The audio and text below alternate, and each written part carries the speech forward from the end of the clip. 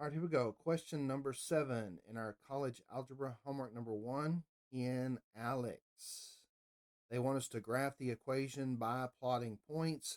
Notice if I scroll down, you can see that there's 5 ordered pairs we need to calculate.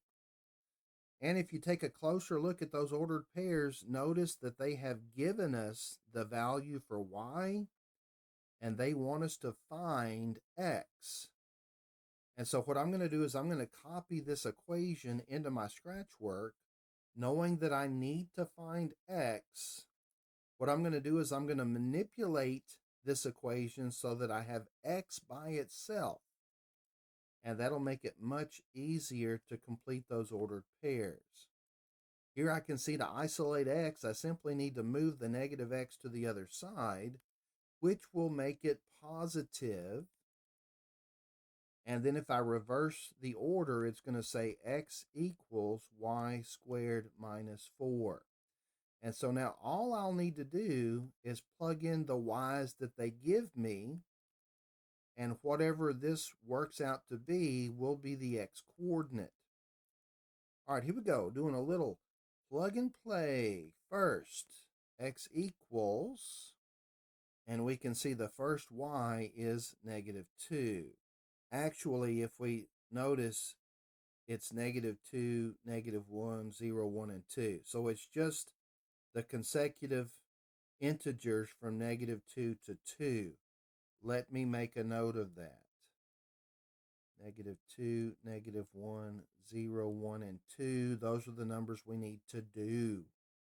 Replacing y with -2 first.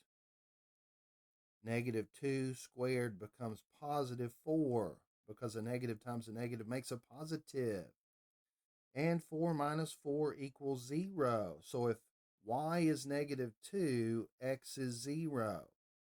And so what I'm going to do here is I'm going to just complete a little table for all of the values, and then I'll go put them in all at one time into ALEKS. Now, rinse and repeat. -1 squared is 1. 1 minus 4, -3. Rinse and repeat. -1 now becomes 0. 0 times 0 is 0. 0 minus 4 is -4. And then we rinse and repeat. Here we go. 1 squared is 1 minus 4, which is -3. And now I'm starting to see symmetry. So I bet the next result is 0. Let's see if I'm right. 2 squared is 4.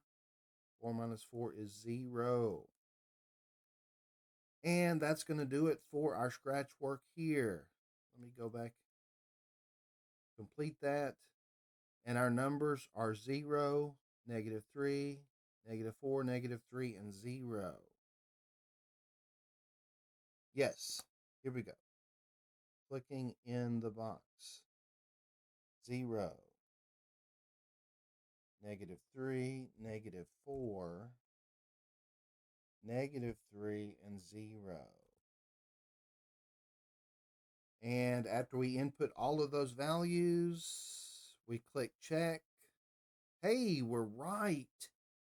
And now all we have to do is plot the points. All right, so let me zoom in on this a bit. Our pencil, we need to grab our pencil. We need to go to the first ordered pair, 0, -2, which is the y-intercept, and we simply click.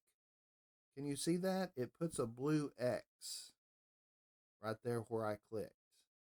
And then we move to the next point. -3 on the x-axis, and then down at 1.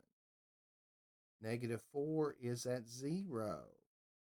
Can y'all see that? -4, 0, that's the x-intercept. And then -3, +1, 0, and 2, that's another y-intercept.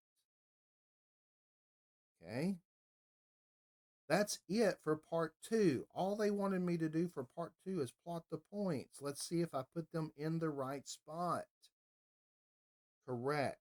Do you see I got the check mark for part 2? Now for part 3. All I have to do is pick the graph that goes through the points I plotted. Looking at graph A. That appears to go through all of the points I plotted. B is definitely not correct because according to the points that I plotted, can you see it should have a sideways parabola? That's a parabola that opens to the right. All right. So then what makes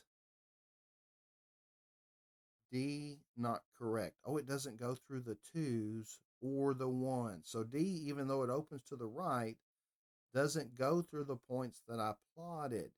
C is definitely not correct. So that's going to have to be A. A is the parabola that opens to the right that actually goes through the points I plotted. And that's going to do it for this particular problem. If you have any questions or comments about anything covered in this video, please feel free to leave those in the comment section below, or you can text me. And thanks for watching.